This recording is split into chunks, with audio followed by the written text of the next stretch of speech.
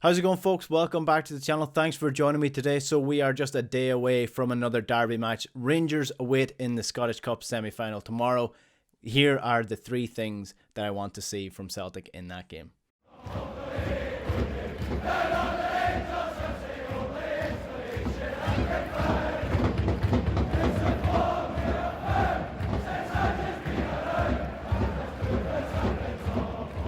So as always, before I get into the actual video, if you like this video, please do hit the subscribe button below. Like the video as well so more people can see it. And do leave a comment as well. Get involved in the conversation. Let me know what your thoughts are on the game coming up tomorrow. So it is the Scottish Cup semi-final. It is Rangers. It's another derby match. A derby match a week ago. A derby match in a couple of weeks' time.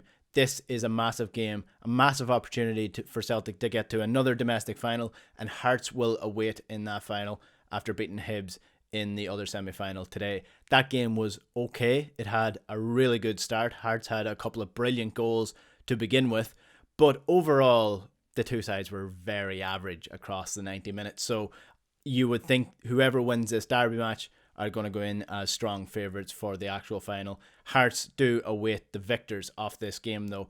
And I guess the three things that I want to see in this game largely depend on the starting lineup. So let's do a predicted starting lineup first. Well, I think it's going to be fairly standard across the board. A couple of changes here and there depending on injuries, depending on fitness. Ange had a couple of things to say in his press conference as well before this game.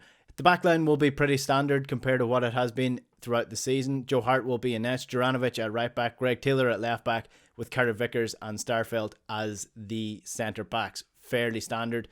Great relationship between all four of those players. Solid throughout the season. Best defensive record throughout the season. That's all you have to say. In midfield, now the debate between Tom Rogic and Matt O'Reilly continues on, despite the fact that Tom Rogic has played the last two derbies and been absolutely brilliant in both of them. Matt O'Reilly is clearly a brilliant player who brings a lot to the table, and I do think the question remains whether or not the experience of Tom Rogic will be more valuable than Matt O'Reilly's probably superior footballing skills. Now, the idea behind Matt O'Reilly not having experience at this point in time, there is a little bit of sort of hypocrisy there, or not hypocrisy, but how do you get experience without actually playing in these games? So if Matt O'Reilly doesn't have experience in this game, the only way for him to get experience is by playing in this game. So I believe that Matt O'Reilly is a better player, but I believe that Tom Rogic is a better option for the semi-final because I just think he has the ability, he has the know-how, he's a calm figure, very calm figure, almost look like he's playing in second gear a lot of the time, and I do think that experience counts when it comes to these big games. So I think the midfield three will be Callum McGregor, Hatate and Tom Rogic as opposed to Matt O'Reilly. Up front is where it gets interesting because Ange was talking during the week. He said that Giakoumakis is probably going to miss this game. Big loss for a player who's in great form throughout the last couple of weeks. Kyogo is back, but Ange said in his press conference that he is fit for the game, but he doesn't think he's fit enough for 90 to 120 minutes. Now, that could mean that he starts the game and he plays up until the 60-minute mark, 70-minute mark. That could mean that he is an impact sub.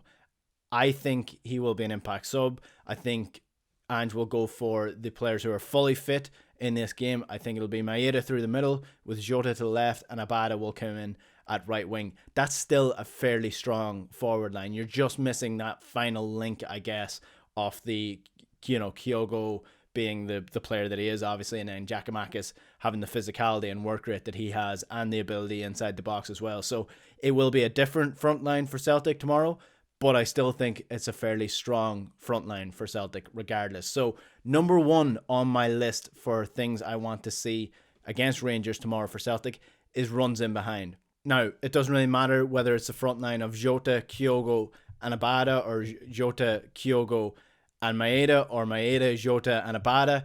All three of those provide runs in behind, high pressure, getting in behind the Rangers defense. And the reason I say runs in behind, I think they're going to be important because I think it's going to play into the manner in which Rangers are going to approach this game. So in the first game, Rangers, sat back, that backfired. In the last game, they pushed forward a lot, that backfired a lot, but Celtic also pushed forward on their defensive line.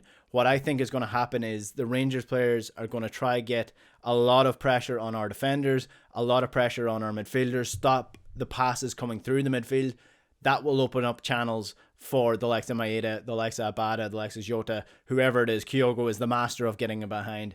That will open up a space for them to get into. And if Celtic, like Carter Vickers, if Celtic's defenders can find those runs, then there will be space for Celtic to get in behind and threaten the Rangers backline. I think that's how Celtic are probably going to score at least one goal tomorrow, by getting in behind.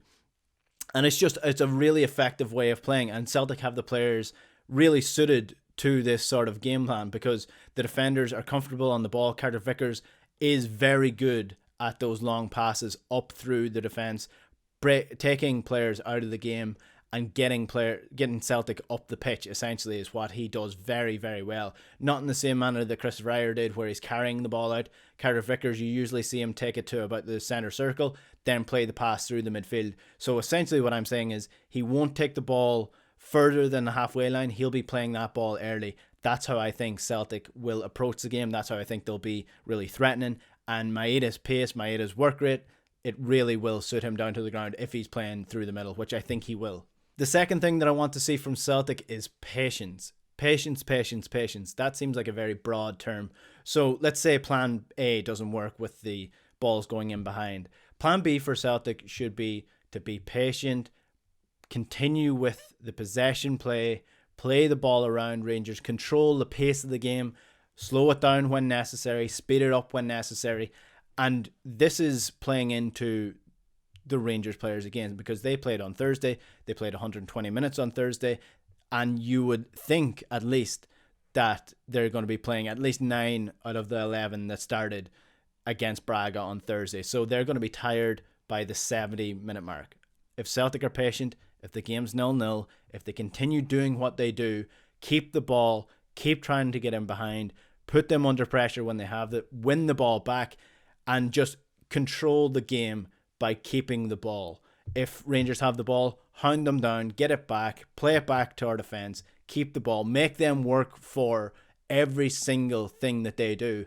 And if Celtic do that, Celtic are fitter, regardless of whether they played on Thursday. The fact that they played on Thursday means that Celtic can run these players into the ground and have this game killed off. If this game goes to extra time, Celtic are strong favourites, because they have the fresh legs, the fresh players, and let's face it, Celtic are a bigger, faster, stronger team than this Rangers team on the best of days. Never mind whether they played on Thursday.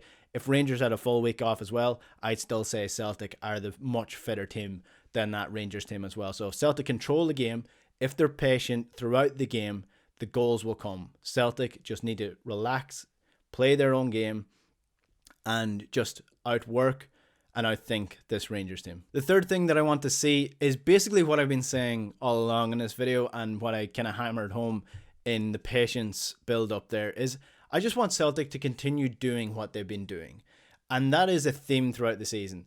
When the things weren't going great at the start of the season, when there was loads of injuries, when Kyogo got injured, there was a lot of, the classic reaction in the media, in the sense of the overreaction to what was going on. When the head of the referees was on talking about Kyogo's offside goal, when Rangers were winning a couple of games here and there, when Celtic were dropping points, when they lost games in Europe, the reaction was always, Celtic need to change this up. Celtic need to do something differently. What Ange did, and what you've been hearing from Joe Hart and from Matt O'Reilly and from every player that has spoken in front of the media, is that Celtic have just continued to do what they planned to do at the start of the season. They continued working on their game plan. They continued doing what they planned to do, and it's worked out. So if you stick to the game plan, if you stick to what you believe in, stick to Ange's beliefs, stick to everything that you've been doing throughout the season, it hasn't led us astray just yet. In fact, it's done the opposite. It has Celtic 6 points clear at the top of the table, a League Cup in the bag, in the Scottish Cup semi-final, and 2 derby wins. So if Celtic just continue believing in what they believe, keep the head, relax into the game, just keep doing what they've been doing all year, I think Celtic win this game. I think Celtic are the better team, and that might be overconfidence, but this is the least nervous that I've been going into a derby game in a long time. I said that for the last derby game as well, and that might be overconfidence. And if Rangers go and win this game, People will probably clip this and make fun of me or whatever. But this is just what I believe. I believe Celtic are the better team. I believe they're fitter. I believe they're faster. I believe they're better players. And I believe that if push comes to shove, if we're 88 minutes on the clock, it's 0-0, that Celtic and the players will have it in their head that they don't need to change anything. They don't need to panic. They don't need to, throw caution to the wind. They just need to keep plugging away at what they've been doing, and they will eventually come out on top. That's how I see the game going tomorrow. It might be a tight affair. It might be a touchy affair. Rangers may even go in front at some point. But like the game at Ibrox, where Rangers went in front, the Celtic players didn't panic. They didn't throw 4 players up front. They didn't change the game plan. They stuck to what they've been doing, and they came out on top by the end of the game. So that's why I have confidence in the Celtic team. That's why I have confidence in Ange. And let's face it, if Celtic win this game, Celtic are going for the treble. They're favourites for the treble. And who'd have thought that at the start of the season? So that's the 3 things that I want to see from Celtic against Rangers in the Scottish Cup semi-final tomorrow. What do you think? What do you think the game's going to be like? Who do you think's going to win? I mean, what's your predictions for the game? Essentially is what I'm saying. What's your predictions for the game? Let me know in the comments below. And again, if you like this video and you want to see more, please do subscribe to the channel. Loads coming up as we end the season, as we try to end the season on a high. If Celtic get to the final, they're going for the treble. It's a road to the treble. They're already on the way to the Scottish League title as well. So hopefully we will be celebrating in about 6 weeks' time. Hopefully we'll be celebrating tomorrow as well. Thanks for watching, folks. We'll chat to you later. Enjoy the match tomorrow. Good luck.